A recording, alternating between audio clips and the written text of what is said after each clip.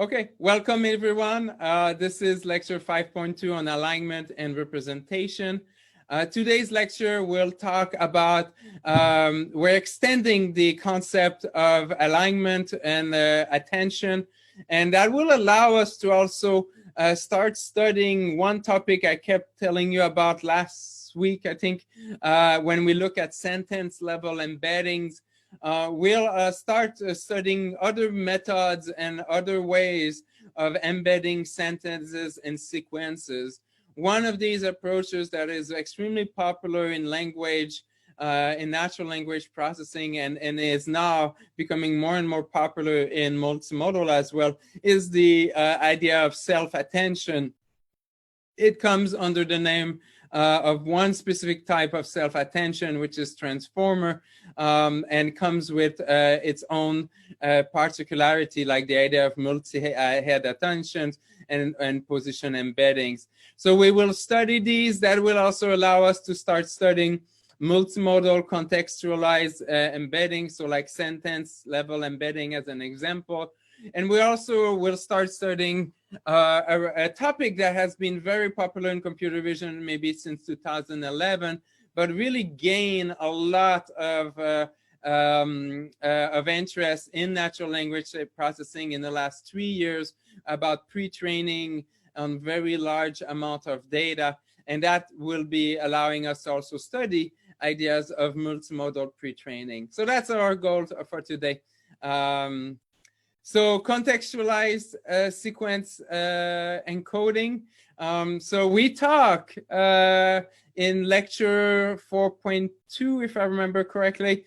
No, sorry, 3.2. We talked about sequence encoding. How can we encode a whole sentence in such a way? And here I'm showing a sentence, and how can I encode this sentence? And in this case, I'm going to talk about one type of sequence encoding where my goal is to encode each word by themselves, but with each word being contextualized with the other word. So it's not just word to vec where the word I is encoded, but no, the word I should be encoded in such a way that it takes into consideration the other words, so that if I have the word like plant, I can hopefully disambiguate by looking at the context of it.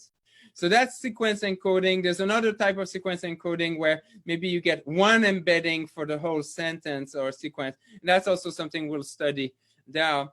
But how can you do this kind of sequence embedding with the tools we already know how to use? And one of them is bidirectional LSTM. So you could imagine using an LSTM or a recurrent neural network to be able to contextualize one way and then contextualize the other way. And that will give you now a new version of these embeddings that will take better understand, hopefully integrate information from the other words. Elmo is an example, and we had already discussed about it. Elmo and all of these are great, but they are harder to parallelize. If you have a very long sentences, a lot of this computation, to be able to do the embedding of this word, I need to be able to, before that, do all of the other embeddings.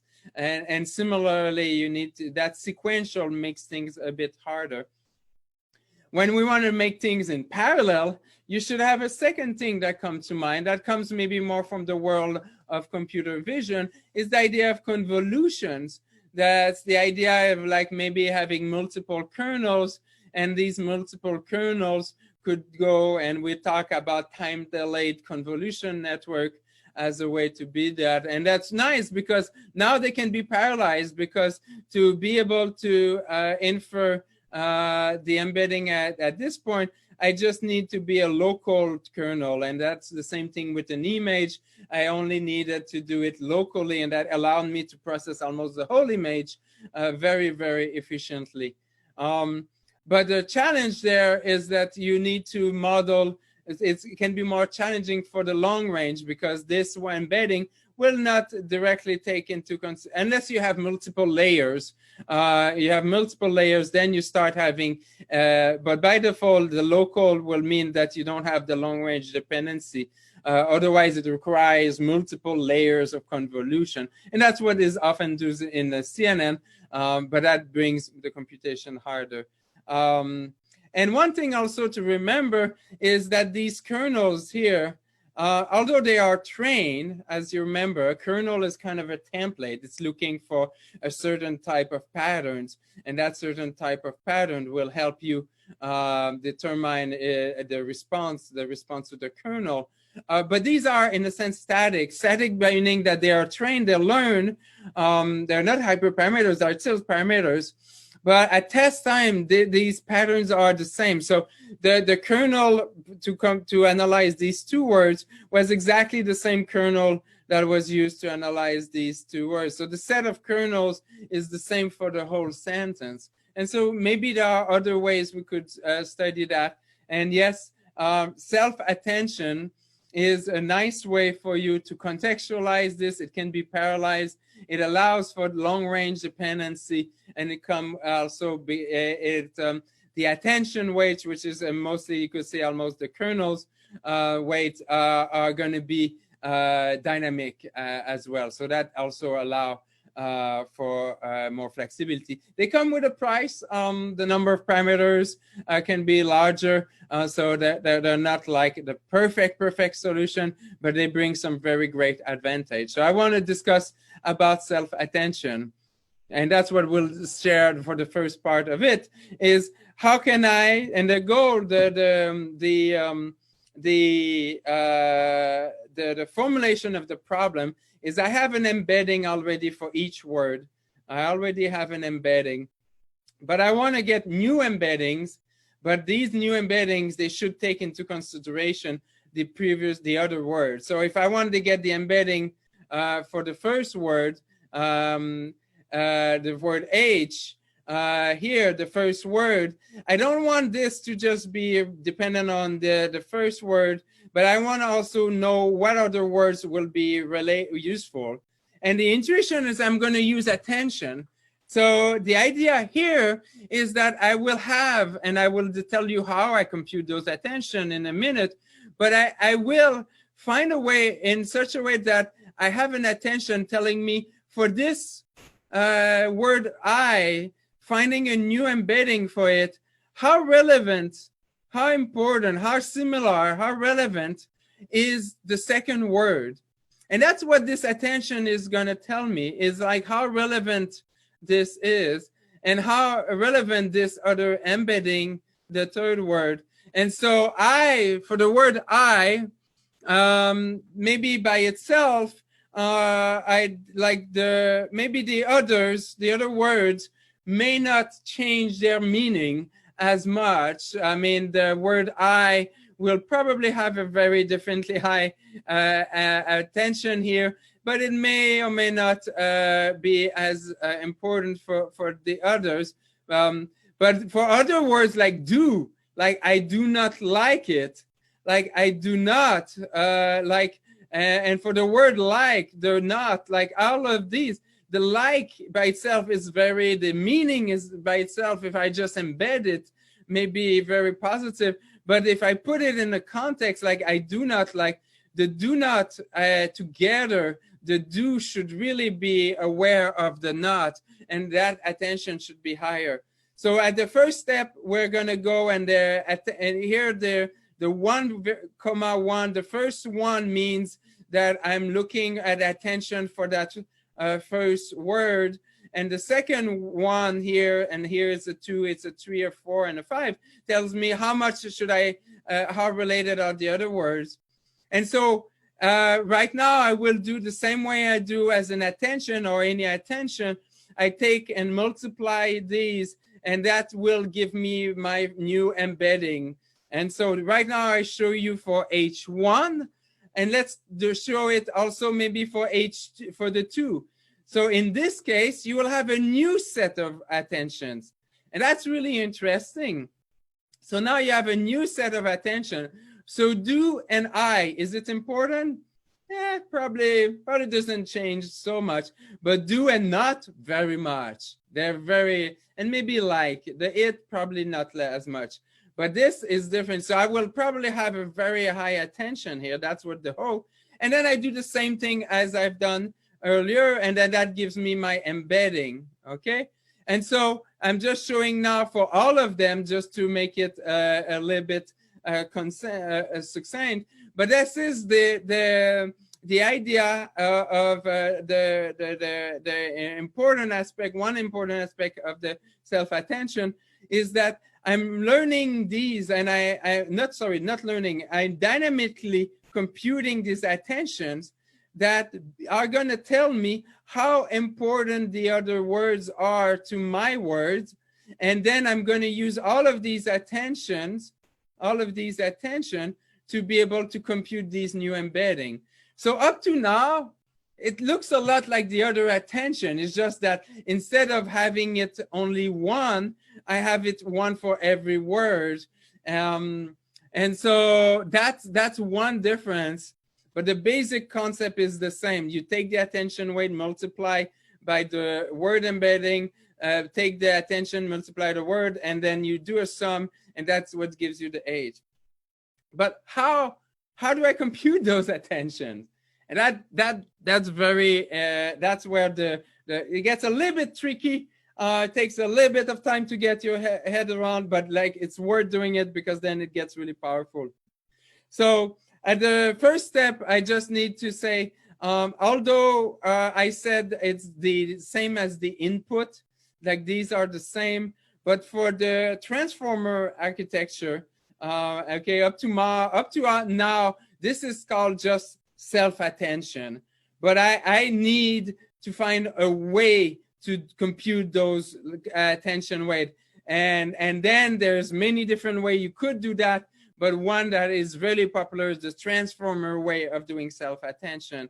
And so there, one of the things they decided in the original paper is to say my embedding here of the word, I will project it into a new embedding that's helpful for embedding my H1, but also is going to be helpful to help the others. And that's why this one is useful, is that it's like, it's not just about a new embedding for my H1, it's just not just about reprojecting it, but it's also with the goal eventually to help, how is it going to help the others as well. And then what you do is that you will take the same input and you will project it as what's called, really soon I'm going to call it key and a query, but these are two projections. And you're going to do the same for all of them, okay? And up to now, you're like, hey, why did I do those three connections?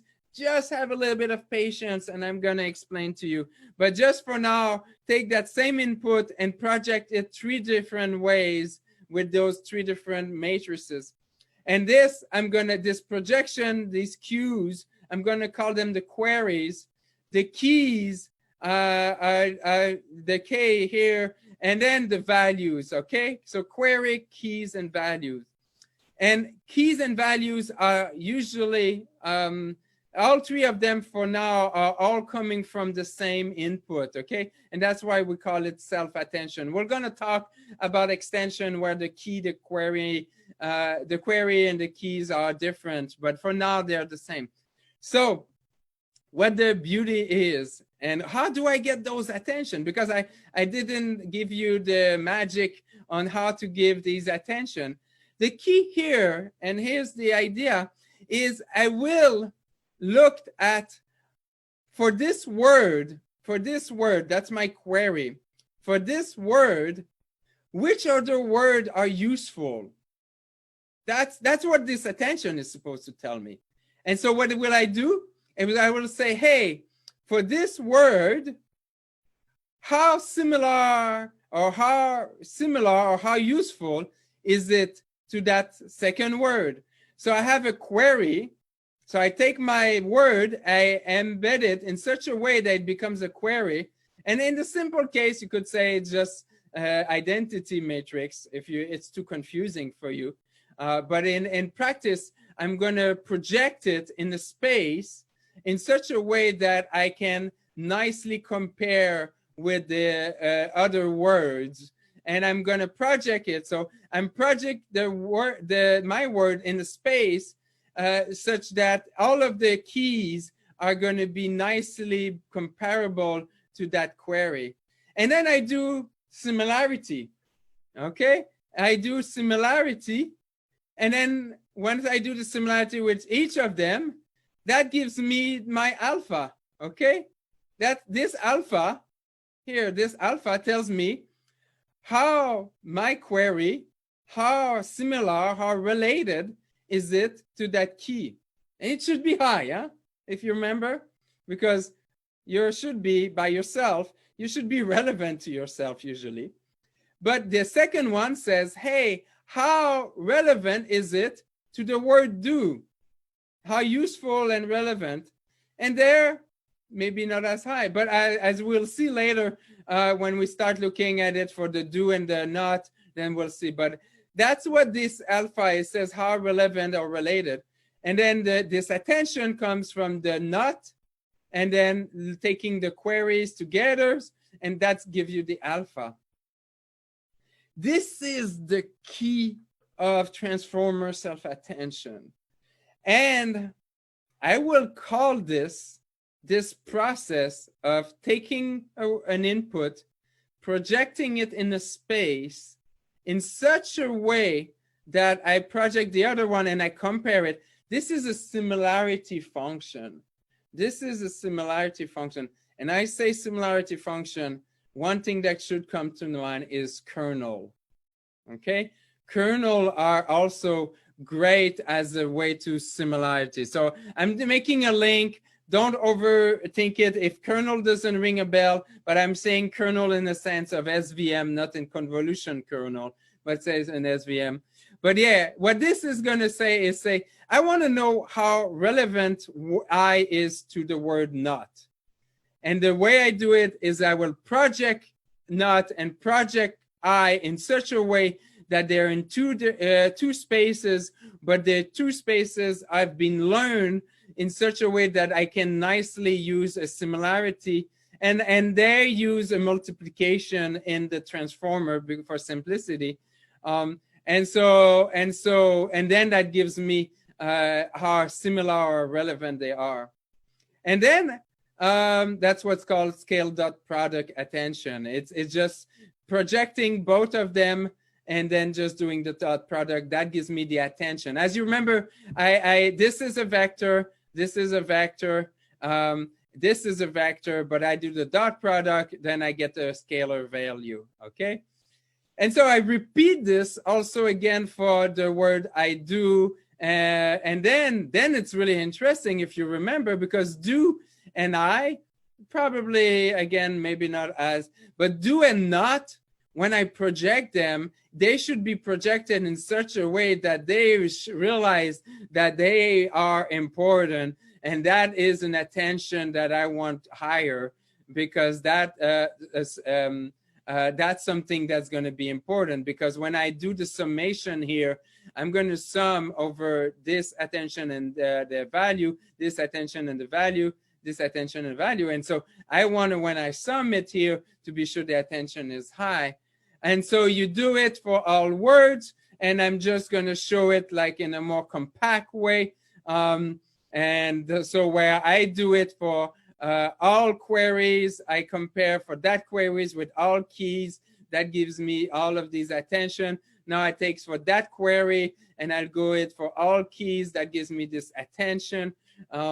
And then I do it for queries, and then I get also my values. Usually the key and the value are the same. In almost all architecture I've seen, key and values in the same. The query is really like telling what is important, what is it is similar. That's what I want to encode, is the query in this case. So I could say the keys are kind of the context, like, and the query is what I'm trying to encode. So I'm trying to encode I, but I would like to contextualize it with the key and the value. I would like to contextualize it. That's kind of the other intuition. So this is the idea of transformer self-attention. The idea here is to expand, and what's really nice is now the attention, I am expanding the concept of attention so that every part of the sentence is contextualized with all the other part of the content of the sentence. So it's almost as if any part of the image was contextualized by all the other part of the other image. That's the computer vision equivalent of that. And we'll talk about extensions from multimodal. So that's called a transformer self-attention module. And the idea here is that I'm gonna use all of the input. And why it's called self-attention, because I'm going to compare it to another type of attention soon. But here is self-attention because both query, key, and values are all coming from the same type of inputs. That's the reason for that. So what happens if we want to attend to simultaneously to multiple subspace? Okay, right now, maybe I do not like it. Maybe maybe there is a self-attention. There is a way of contextualizing my sentence that is just about looking about negation, let's say. That could be. And then you could imagine that there's another type of interesting relationship in language which would be maybe co-reference, like it. And maybe the it refers to something earlier in the sentence, like not in that exact sentence, but refer in something longer, like if the sentence was longer. So like maybe, so maybe you will hope that your one transformer will be able to find every possible way that the words could be contextualized with each other. Let's say lexical disambiguity could be one, like plant. But it's possible that you want also maybe your transformer, your self-attention, to have one dedicated to a specific task, let's say co-reference resolution, another one for negation, another one for like lexical ambiguity. And so in the case when the transformer was proposed, they also used the idea that was previously suggested, but they applied it of multi-head. They gave this nice name of multi-head self-attention. And the intuition is simple. Now I don't have only one way to contextualize my word. So I will contextualize my word I, maybe by looking at negation, and that's the one way I will contextualize. Or I could contextualize I by looking at disambiguating lexical disambiguation or co-reference. Now, I'm giving you these examples of why you would want many transformers. In practice, you let the model learn it. Although you could imagine adding this extra knowledge, I don't know if it has been done, to force the transformer to look at a specific type of contextualization. But in practice, in many cases, they will just let the transformers, by having 3 of them, they will let the transformers hoping that they learn something different. And then at the end, they just have a simple linear projection to get one embedding, because at the end of the day, even if you have multiple heads, you still want to have only one embedding. And that one embedding will maybe look at all of the contextualization and learn a way to either it's an average or it could be a little bit more complex than that. So this is a transformer multi-head self-attention. Let it, yeah. So that's a lot. This is a lot, but this is very powerful. So, and at the end of the lecture, I'm happy to answer any question and go in details on any of that. But the key aspect of that is that I'm contextualize each word based on all the other words. And that's self-attention because the whole sentence is used both as a query and as a contextualization, which is the key and the value. So So it's self-attention in that sense, and it's multiple head because I may have more than one way I want to contextualize. So these W, which are looking at finding similarity, these W's, the W, Q, and K are the most important. And why are they so important is that they are projecting me in a space. So these here, I'm projecting me in a space, maybe in a space which only look at negation and is gonna bring together words that need to be negated. And maybe this one is gonna project me in a space in such a way that it looks at a co-reference resolution. And this one may project in a space that will also look maybe at only lexical. So these are very important projection, and having different one can be very useful.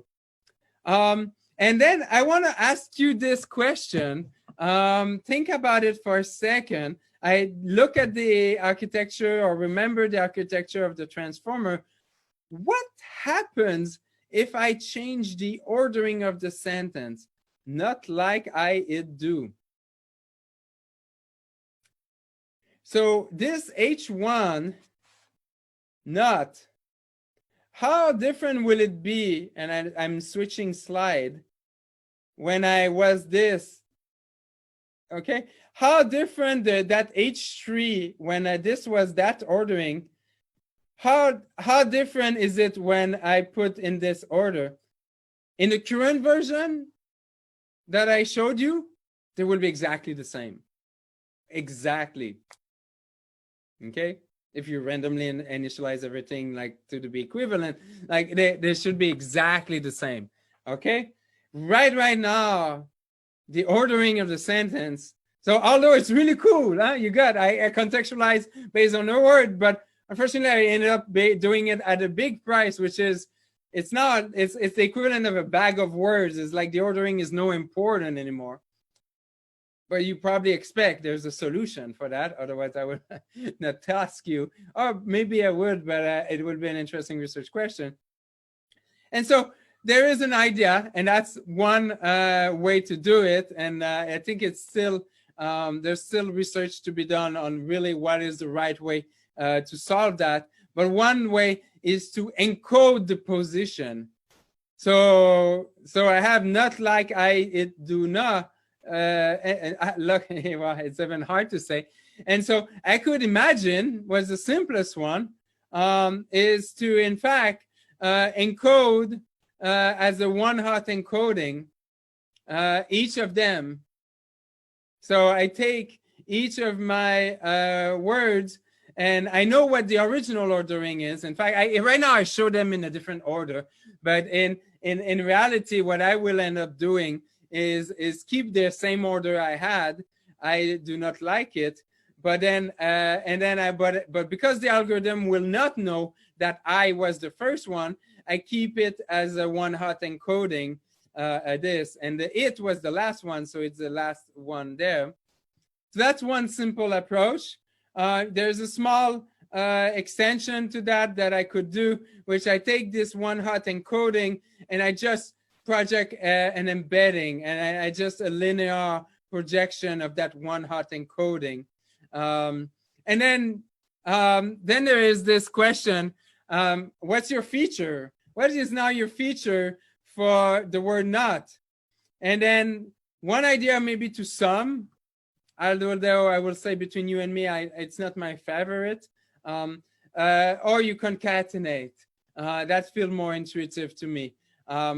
Summing is possible, but that means that this WP will need to be projected in a space that's still quite relevant to that X here, the original word. So that makes it more challenging. Although it turned out in reality, in practice, it seems to work quite well, the sum, but concatenated seemed a little bit more intuitive. And these are just the basic. I on purpose, I'm not going to go in very, very complex, but you can look at these almost as kernels also, and like in the SVM sense, and you could also make it very interesting there. For example, you could decide to not concatenate them and leave them, or not summing them, or not even concatenating them, and say how similar these two are. How similar is the I with the not? You could say, hey, how are the words? And separately say, whoops, sorry, I press, by doing that, I press my clicker, and say separately how the position is similar. That will be another way to do this. So, but now I have my transformer. So the transformer takes my original input X, adds to it a position embedding, add it for each of them, and then the rest is the same.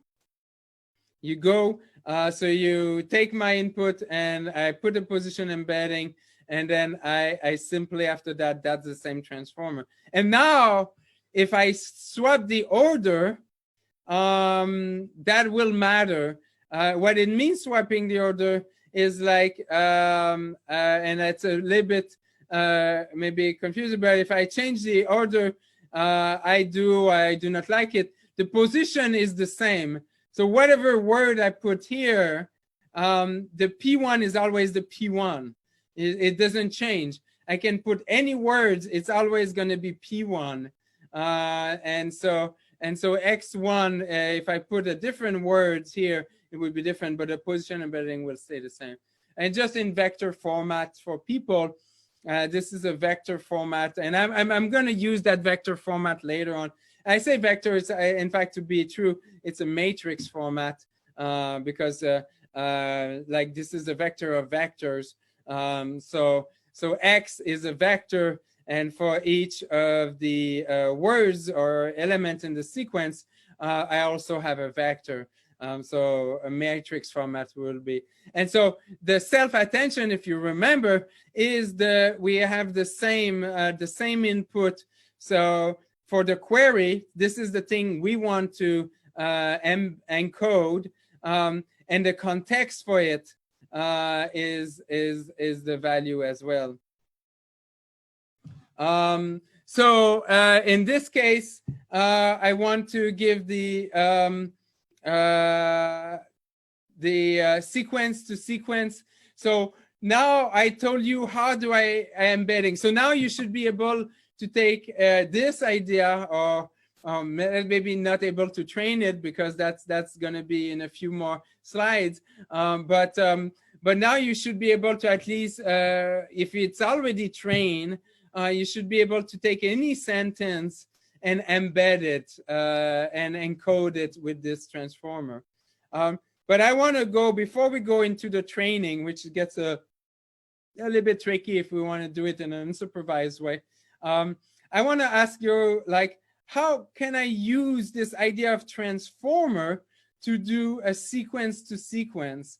Like, let's say I have one language and I want to be able to generate another language, or in a multimodal sense, you may have an image and generate a sentence, like image captioning. So for the input here, it's easy. It's a self-attention. That's I do not like it. I can use that self-attention that I told you about, and I can simply use it and take it to be able to project all of these words and contextualize them. So this is the self-attention. But how can I use something similar here? Je n'aime pas ça. Let's say for now that so if you remember the generative models, what they are, okay? What do they have as input? What do they have, these decoders? These decoders, they often have like the word start, the token start at beginning. It goes through something, which we'll describe in a second, and then you get one token, and then you get that new word, and then you project into something, and then you get the next word. And so it's an iterative process. So let's say, and so right now, let's say that I'm right here. I already processed 3 tokens, and I want to predict that, like that third one. one thing you could do, a simple extension of self-attention will be called a mask self-attention. And the idea is really simple, is that I don't see these. So it's the same architecture inside it, is just that to embed this one, I can only contextualize with these. And to embed this one, I can only contextualize with these. And to contextualize this one, I can only use this one. Okay? So that's mask self-attention. But now the more interesting is how should we connect? Like how do I get here?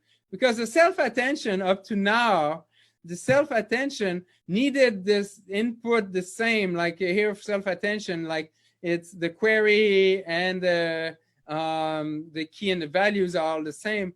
And so here I want to use a transformer. But now it's not going to be a self-attention transformer. That's really interesting. I want to encode N. I want to take this. I want to make it in such a way that it is contextualized on also the sentence. And so how should we connect the encoder and the self-attention transformer? And I would love to make you vote on this. But the idea here is that I told you the query is what you encode. And really what I'm encoding in a typical LSTM, it's that. It's like this is the input usually that I'm using to be able to get my encoded version. So this is the query. That should always, query is what do you want to encode. And then the key and value are your context. Is like how can I use I do not to be able to be able to encode it. Another way, so I give you the intuition of query is what you encode, and the key and value is what you your context. Another way to say it is to say query is what you want to be encoded. But here the challenge is to encode it. I cannot even use my input. That's the funny part. Is it not funny? So now in the self-attention, the key and values were coming from the same sentence. So, but here what's really interesting is the only way I can re-encode star, J, and N, the only way I can re-encode it is using some information here. And that's really interesting. So what it means, it says, I'm forcing you to use English to be able to produce some French, and I want it this way, star je ne, and like I want it this way. This is what I want, star je ne, and so that's what I want. But the only thing I have as a building block is my key and value. Specifically my value is what I can build from. And so that's the interesting aspect of a transformer attention compared to the self-attention. Self-attention was a little bit easier because I can always build with myself. Like when I encoded I could always build with I as a starting, and the others were really there just to contextualizing my I. But when I use a similar architecture and I don't use it in a self-attention way, then it's a much harder problem for the transformer or for the attention, because now my query, that's what I want to encode, but the only source or a piece of information or any kind of building block I can use, building materials I have used, is from another source. So this is the very interesting, and you can see, imagine if it was an image here. That would be really interesting. because now I want to produce a sentence. That's what my query is. I want to produce some words. That's what I want to produce. But the only thing I can build it from is from information that I have in my visual. So that's really interesting. So what you will get is hopefully, and we'll talk about the multimodal in a second, but I just want to give you that attention. So this is called an encoder. At least that's how they call it in the original paper, an encoder, decoder, transformer. This will be called an encoder transformer, and this will be called a decoder transformer. This is just how they call it in that paper. I personally prefer calling it a self-attention module or transformer, a mask self-attention, and that I would personally call it a transformer attention. It's not self-attention. That's how I prefer to call them. But let's start to think about the multimodal way, because I already kind of given you kind of a hint about it. So how do you do it in a multimodal way? So now the task, and try to think about it, the task is I have language, like I really like it this time. I really like it this time. I have visual, I have acoustic. And so my goal is to encode language, encode visual, and encode acoustic in such a way that the acoustic is contextualized by the language and the vision, that the visual is contextual, acoustic, and language is contextualized by visual and acoustic. So based on what you know up to now, what will be the 101, like that you could, from the self-attention and transformer and attention and all of these that you just learned about in the previous, I don't know, 30 slides or something. How would you do this?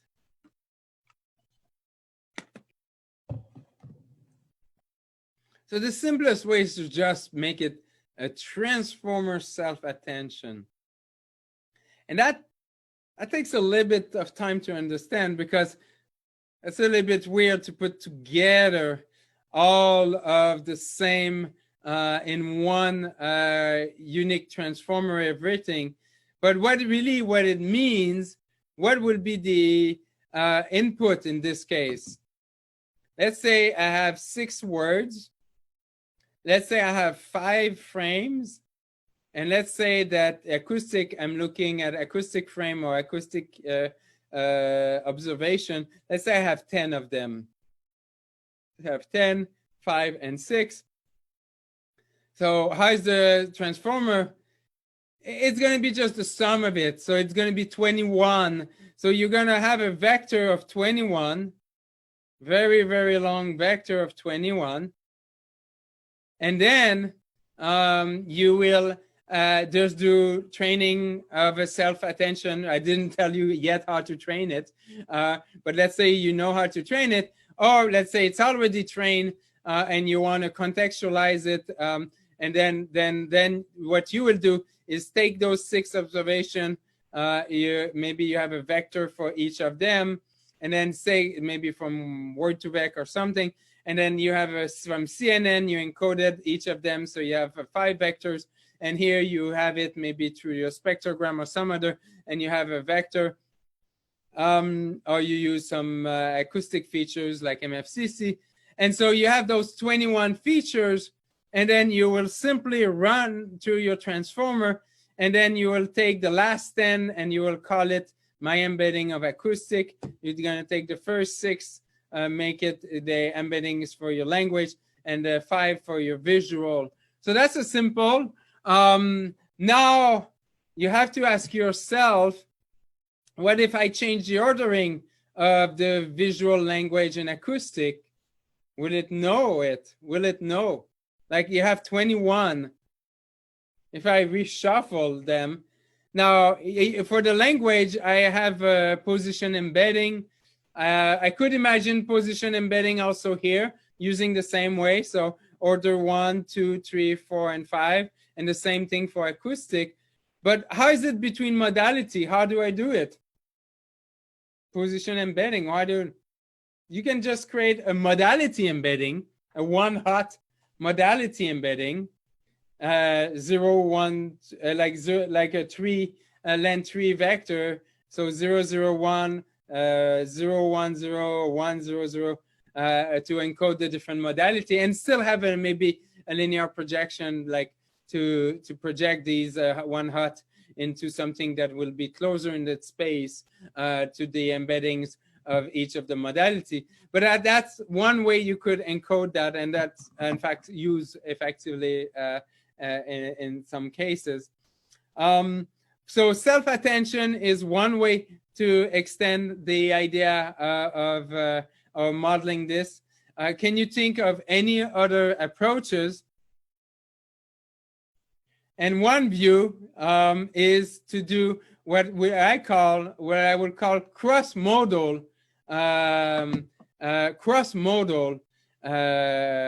transformer. And the idea is, the intuition is to encode language. I will say, let me encode language contextualized based on vision. Like, what is vision giving me that was not already in language? And then similarly, I will say, like, what is it in acoustic that could help me with language? So instead of having one transformer and all do at the same time, I'm going to do it in a bimodal way at the same time, and in a directional way, which is even more important. So it's not just going to be a self-attention with visual and language. So that would be the bimodal. So you could imagine a version of bimodal self-transformer attention, which takes language and acoustic together, have a self-attention transformer, get embedding for H and A, and then do the same from language and vision, get a H and a V, and take my H and a V and just maybe a linear projection. That would be kind of a bimodal transformer self-attention. Here they do a step further, which is a cross-modal transformer. And that's not going to be a self-attention. What they do in this